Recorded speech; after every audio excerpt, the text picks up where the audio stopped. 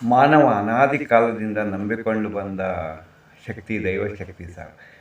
ಎಲ್ಲರ ಆಳ್ವಿಕೆ, ಮನುಷ್ಯ ಪ್ರಪಂಚದಲ್ಲಿ ಯಾರ ಆಳ್ವಿಕೆ ನಿಂತರೂ ದೇವರ ಆಳ್ವಿಕೆ ನಿಲ್ಲಲ್ಲ. ಯಾಕೆ ಅಂತ ತರ್ಕಶಾಸ್ತ್ರ ಓದುವ ನನ್ನ ಹುಡುಗನ ಪ್ರಶ್ನೆ.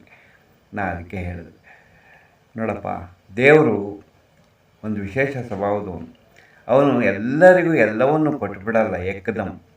ಯಾವುದಾದ್ರೂ ಒಂದು ಕೊರತೆ ಇಟ್ಟಿರ್ತಾನೆ, ಜೊತೆಗೆ ಬೇಕಾದುದನ್ನು ಬೇಕಾದಾಗ ಮಾತ್ರ ಕೊಟ್ಟು ಸುಮ್ಮನಾಗಿಬಿಡ್ತಾನೆ.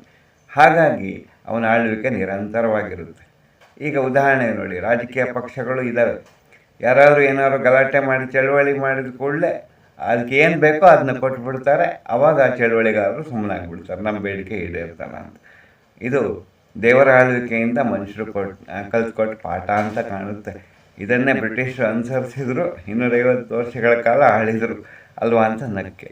ಎಲ್ಲಿಂದ ಎಲ್ಲಿಗೋ ತಗೊಂಡೋಗ್ತೀರಿ ಸರ್ ಅಂತ ಹುಡುಗ ಹೋದ. ಆದರೂ ಅವನ ಪ್ರಶ್ನೆಗೆ ಉತ್ತರ ದೊರಕಿದ ತೃಪ್ತಿ ಅವನಿಗಿತ್ತು. ನಿಮಗೆ ನಮಸ್ತೆ.